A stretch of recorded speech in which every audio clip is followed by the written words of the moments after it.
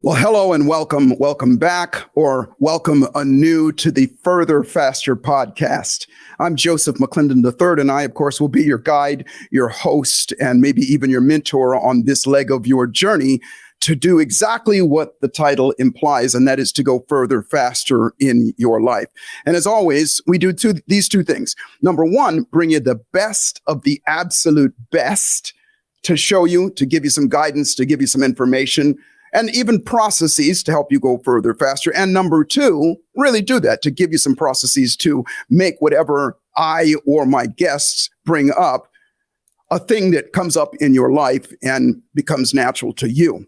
Now, today, I'm really excited about today. This gentleman I'm going to introduce you today and interview today, because if you have ever wondered what it's going to take for you to be successful, or around here, what we call wealthy, healthy, happy, and financially abundant, you're going to absolutely love this man, Dr. Stephen Crawford. He is the author of the book, Too Stupid to Fail, Why the Resilient Will Always Beat the Intellect. So grab a pad and paper, something you can take some notes, and we will be right back with Dr. Stephen Crawford.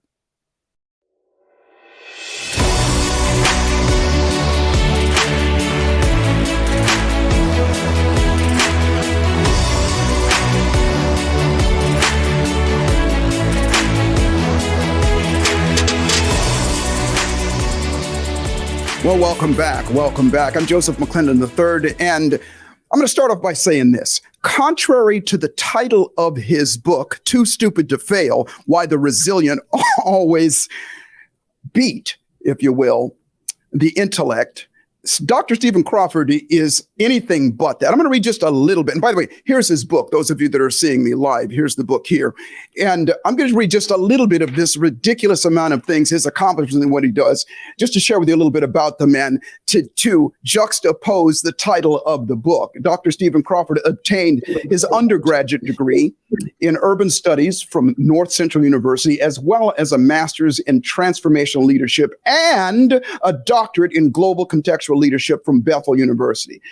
He's the lead writer for urban studies, if you will, and the curriculum for the North Central University, which has been replicated internationally and nationally for several institutions, and he's taught at North Central for 5 years. This man is not stupid by any stretch of the imagination, but he wrote this book, and it is fascinating to me. And so first off, welcome to the podcast. Welcome to Further Faster, Dr. Crawford. Thanks so much. Great to be on here with you, Joseph. You as well, my friend. And also, I should share with everybody, Dr. Crawford is a dear friend as well as a business colleague. He is one of the lead instructors at the Neuro Encoding Institute and is changing lives all over the world. And he's going to share more about him and what he does as we get going. But I want to start off by saying this. Stephen, and you've seen it. I have this book on my bookshelf in my library, and I got hundreds of books there, and it is always facing forward. And inevitably, when anybody comes into my office, it's what they pass up my books and they go right to your book. And then when they open it up, they're reading through it because it's just such a remarkable book. And as they're reading it, as they're going through it, they've got one of these looks on their faces. For those of you that are just listening, I got a smirk on my face, and their head is nodding. They're going, yeah, that's true, that kind of thing. So, welcome to the podcast, as well as I want to ask you, what in God's name made you write a book and title it "Too Stupid to Fail"?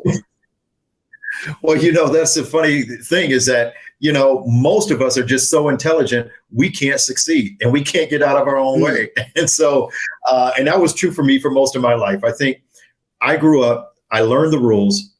You work hard, you go to school, you get an education, you do all these things, you follow the social niceties. We all live in this kind of social contract in which we come into agreement with one another on how we're going to behave. And primitively, there's a part of our brain that really, really reacts to being able to sustain the peace and to make sure that we stay in harmony, because many generations ago, it was dangerous to be kicked out of the tribe.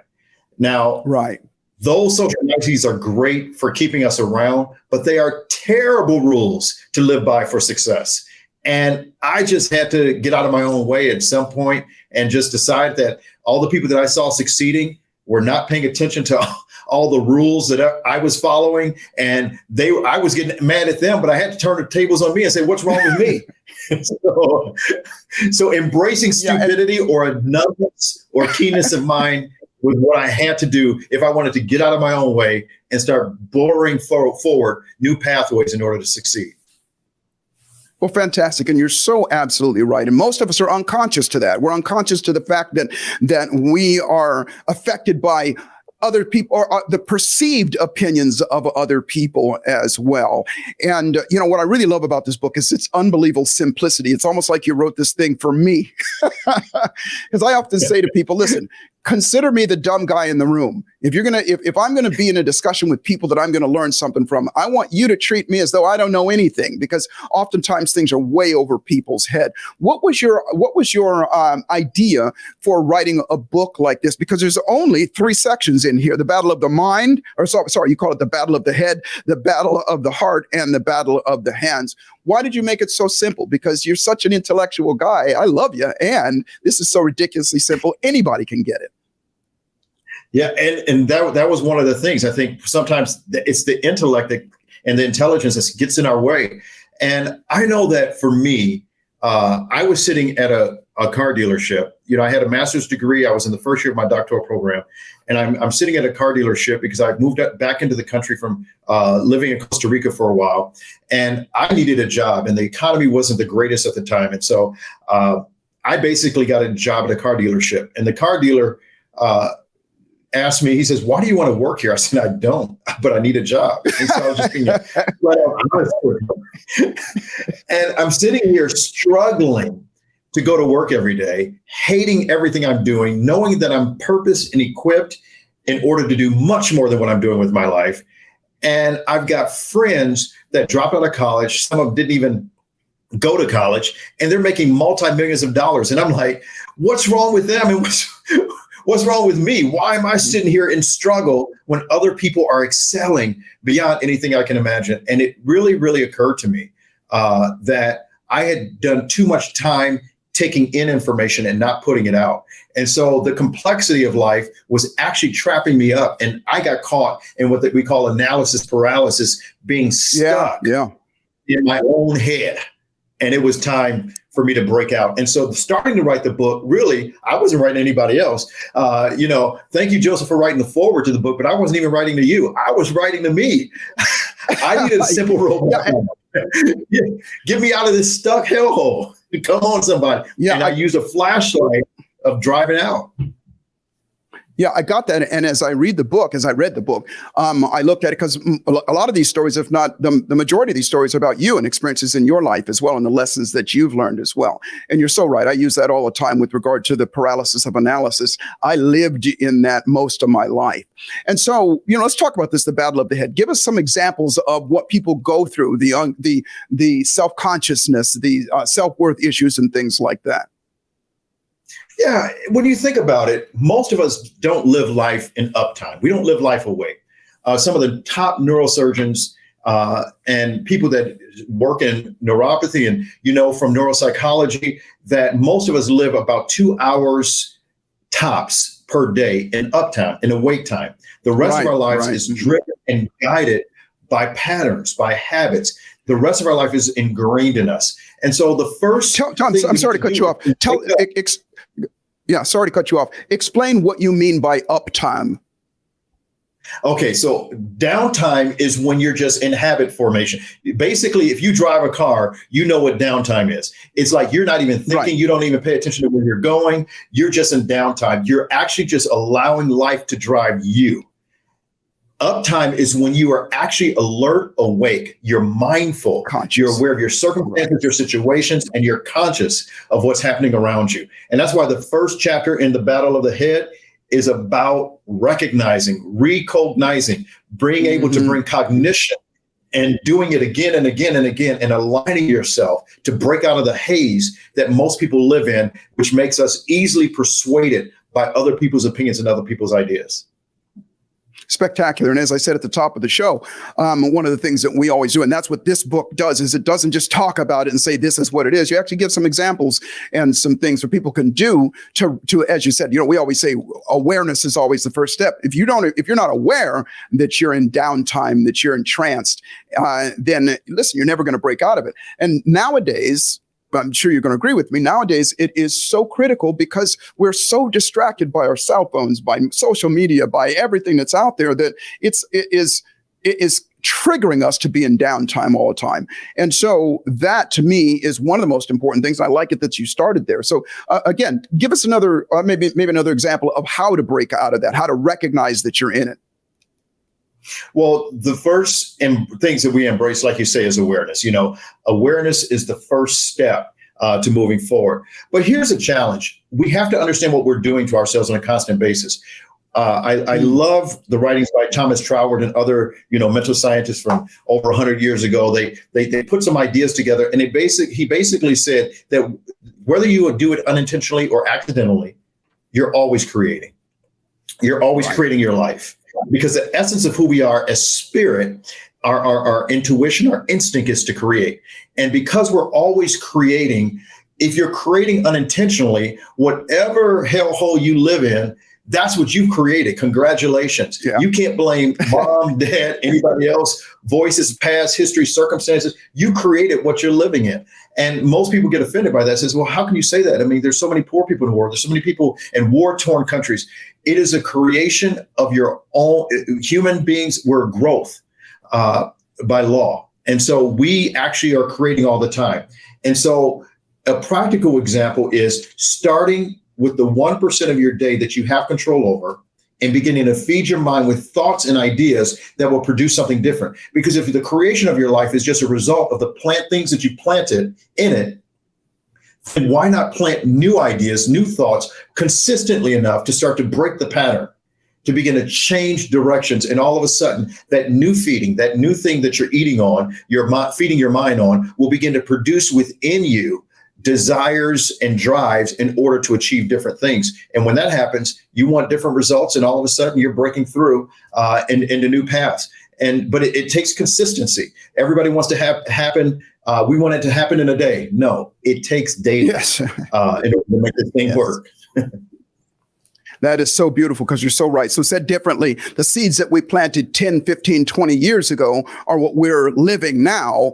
And to be able to plant those seeds now is going to determine what's going to come up. And the great part about it, and I think you outlined this in one of the chapters, said it several times, and that is that it doesn't take that long. In other words, if it took you 20, 30, 40, 50 years to get where you are right now, it's not going to take you that amount of time to make that kind of change, especially if you start implementing the things that you share here.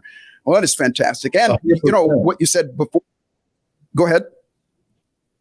No, 100%. No, I mean, sometimes it's just a change of direction. Sometimes you're just going 100 miles per hour in the wrong direction. If you just change directions, you've already started the process of change. Right. Perfect. And that direction sometimes is just a little direction. All right. So let's move on to the next section. And listeners, I'm telling you, it's only 3 big, or not, they're big. I mean, the book, look at the book. How many pages we got here? 174, 175 pages. It's a really easy, real quick read. But what I promise you is when you read it, you're going to be doing, like I said, when people I see read it, and like I did, you're going to be going, oh, okay, yeah, that's right. And something to do about it. So let's talk about the battle of the heart. Well, here's the thing. Most of us live, once you've been formed, once you've been shaped, and this is something now I'm going to steal from your world. Once you've been conditioned to live within a certain pattern of emotion. Most people don't realize this, but we're triggered either toward or away. We have 2 switches. We have a switch that moves us either toward or away from things. And the bulk of that is living in a realm of emotion. And if we would learn to practice the disciplines that really drive us forward, the first thing is releasing. Now, releasing has 2 aspects to it.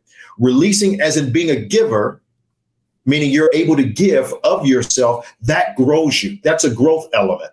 The second element of releasing is forgiving. That means things that have happened to you, you've got to be able to let go of. If you hold tight it will cause you not to be able to walk in the freedom of releasing collaboration, creativity, innovation, and giving, and really becoming all that you can be, because you're holding on to so much stuff that you can't move forward. And you can sometimes move forward without advancing, or you can grow without advancing, but you can also advance without growing.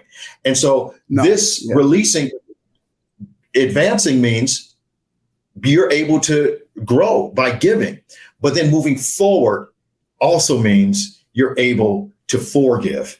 And so you're not stuck in the past, you're able to move forward. And those two elements really is what it meant to release. And then I love the word recreate or recreate, right? Mm-hmm. It means to create again, and sometimes we need time in order to breathe, to take in, and to enjoy the beauty of life, to really begin to recreate ourselves and do it again and again and again. And the third one is rejoice. We've got to have a pattern in our life of giving gratitude and celebration in order to really, really demonstrate and move further faster. See, I told you this was your chapter, Jones. Yeah. Well, first off, you're so right. And most people have such a hard time with that concept of forgiveness, because I always say that people look at forgiveness as condoning. If I forgive, then I condone what somebody did to me or what I did to myself in the past. And I love the saying that forgiveness really means you are forgiving up trying to change the past. Trying to change the past, and letting go of it means looking for, okay, that has happened. How can it, because, it's a saying that we always use as well, is that it's never too late to have a happy childhood. You can't change what happened in the past, but you could change how you feel about it. And that is, as soon as you have that, and that is a release, like you said, as soon as you go, okay, and have another thought about it, then everything changes and you change the trajectory. And obviously, we're certainly not going to doing this justice, because this is just a short podcast, and I'm going to recommend, obviously, everybody go out and get this book. But let's move into the third battle, and that is the battle of the hands. Tell us about that. That's a huge element to being able to do anything, because as long as you have thought about it, for as much as you feel about it, if you do nothing, you will still be stuck at the end of the day. Mm-hmm. You're going to stay right where you are. And so there has to be an invitation to do anything. And so, this is probably more than in any place of the book, the reason I use the grammatical construct RE for every chapter. Re means to happen again. And so to re-engage means to engage again. It's assuming that you engage one time and you probably got hurt. You engaged one time and you probably failed. You engaged another time and it didn't work out the way you wanted or where you planned it. And so there has to be this, it's not just, and I love this is something that Joseph teaches all the time, but it's not about action, it's about activity. It's not about doing it once, it's about doing it over and over and over and over again. And so the philosophy here is, if you will commit to never giving up until you win, that is the only recipe that's going to really change your life. So when we say the resilient will always beat the intelligent is going to stop after they get stuck. The resilient is going to keep on going and figure it out anyway. And then we've got refined, which is also that constant improvement of making ourselves better. And then remaining, you've got to have staying power, baby. As many of you who are listening to Joseph's podcast knows, he's been on the stage longer than almost anybody. How do you have staying power? You got to keep standing. You got to keep moving forward. Yeah, two things. Number one, I want to talk about that because you yourself are an amazing speaker and presenter, and that's one of the things that you do at the Neuroencoding Institute. But I also wanted to talk about that whole concept of resilience with regard to keep going. I was saying, my dad used to say this. My dad would always tell us, he would go, listen, the amount of people who fail is directly proportionate to the amount of people who give up. And the amount of people who give up is directly proportional to the amount of people who fail. He said, just keep going. You didn't stop when you had to learn how to walk. You didn't stop when you didn't succeed the first time. You just got to keep going. And this odds are stacked in your favor in doing that. And so I know, listen, we're running out a little bit out of time here, but I also want to point out that you are, as I said before, such an amazing speaker. You're such a dynamic speaker, and you have made the lives of hundreds and hundreds of thousands of people better and helped them move forward as well as you, as I said with everybody before, you are our lead instructor at the Neuroencoding Institute.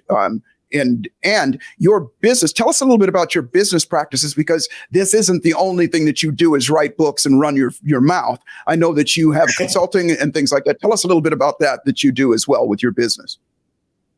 Oh, absolutely. So we have a small firm, a small and mighty team of about 6 people that we do coaching, consulting, and training and development for companies, gratefully, all over the world.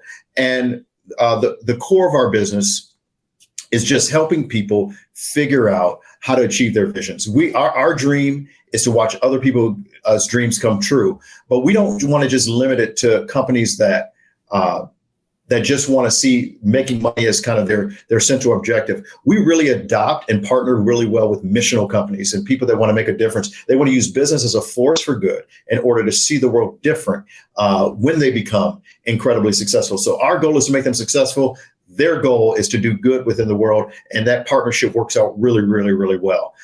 And so that's one thing that we get to do. And sometimes we do it in training and development. Sometimes it's through consulting with people for over the long haul and long-term relationships. But ultimately, probably what I'm just really, really excited about is just really, really being able at this stage to allow our team to really, really take root and move forward and move some of these businesses faster. And I get to partner with people like you and join on stages like yours and begin to run my pie hole, as you say, and just let out everything worked out. That's the fun part for me. Yeah, well, it's fun for us as well. Well, listen, everybody, we're going to take a break real shortly. Take a short break. We'll be right back to tell you how you can enjoy more of the teachings and wisdom of Dr. Crawford. We'll be right back.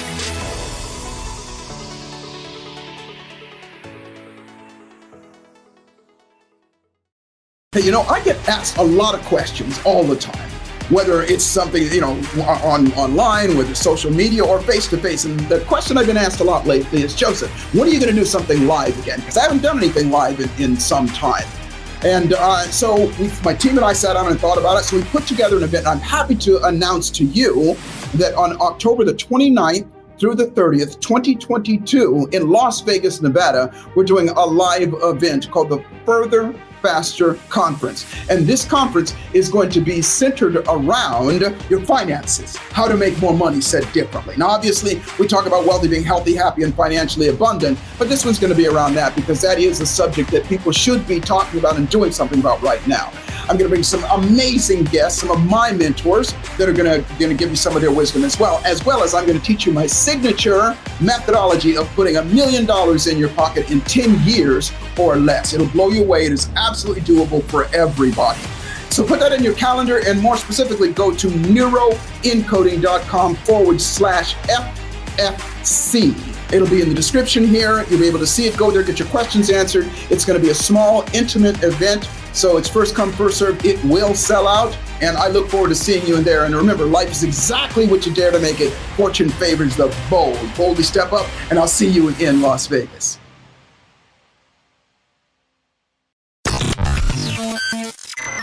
You're enjoying this episode on Angel Phoenix Productions Podcast Network. To explore a complete lineup of quality programs and media production services, head on over to angelphoenix.com or like our Facebook page at facebook.com/Angel Phoenix Productions.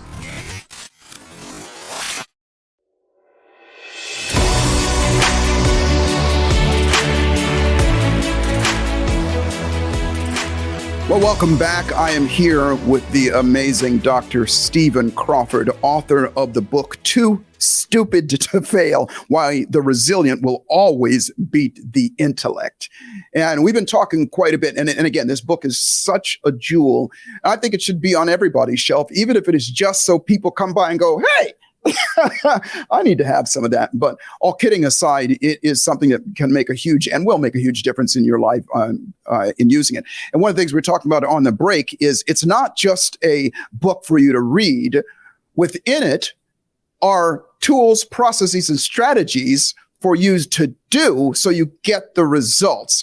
And as Stephen said just before we went on break, we call that activity. Action is doing something once or twice, or maybe even 5 or 10 times, but that's not going to get you the result. That's not going to build the muscle. What is going to get the result is doing something over and over. So share with us a little bit, Doctor, about about the workbook that comes along with this, and maybe some of the exercises that are in there to help people get those results?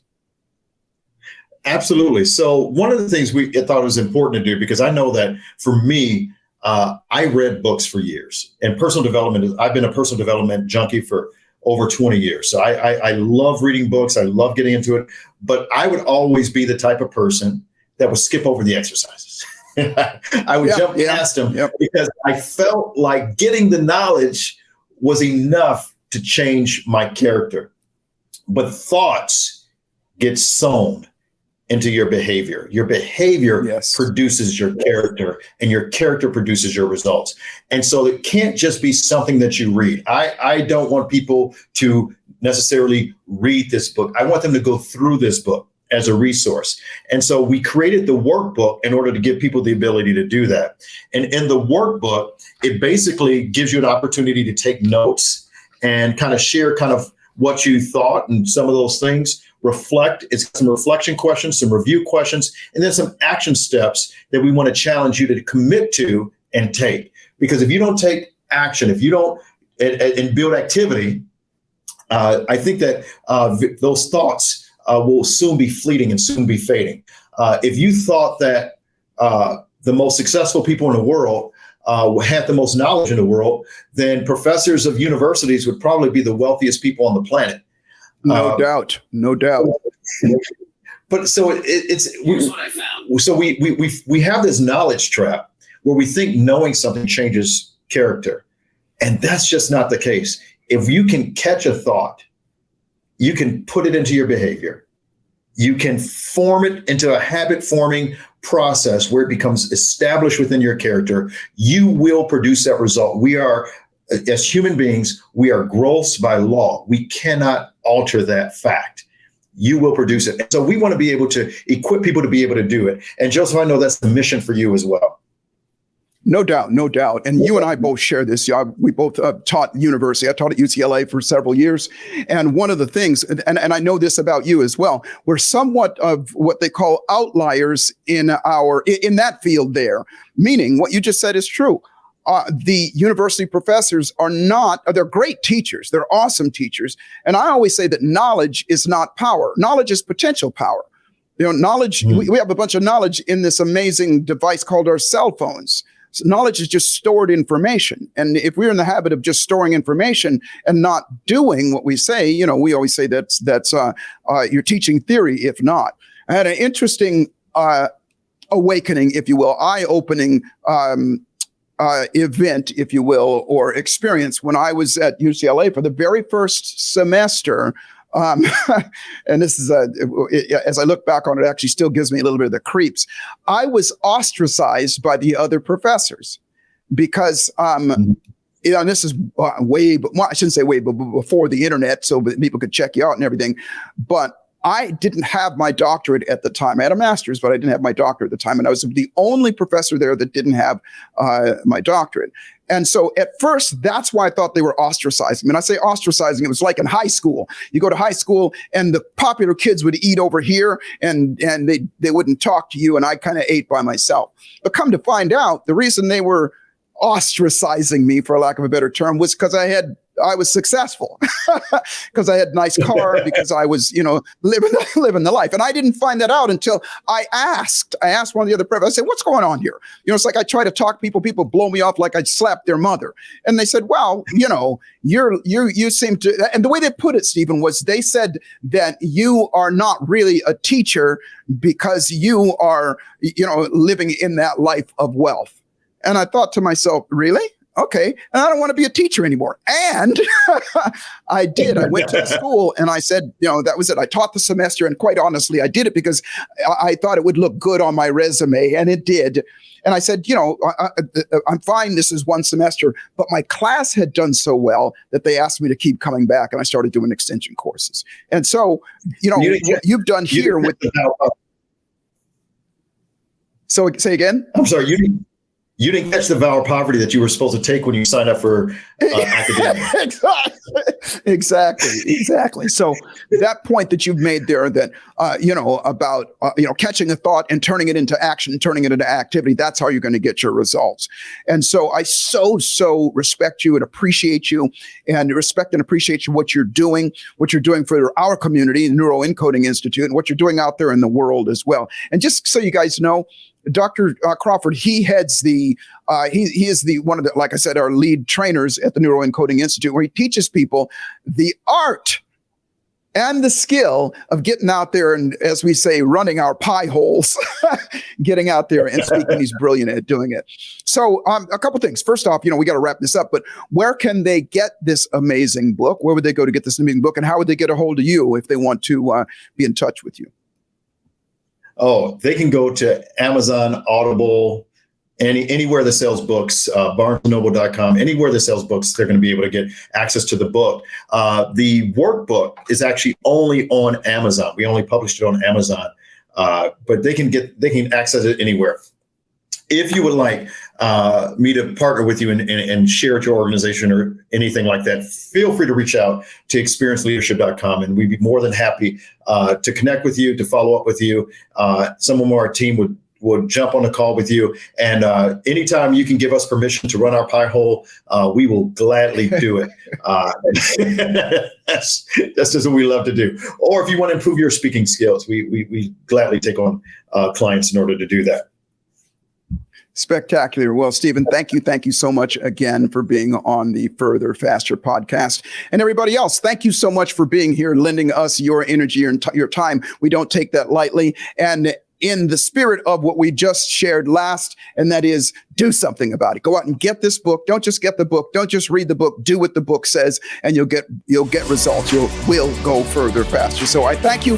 And as always, remember that life is exactly what you dare to make it, and fortune favors the bold. So the trick to life is to boldly step up and dare to make your life magnificent. I look forward to seeing you at the top. We're out.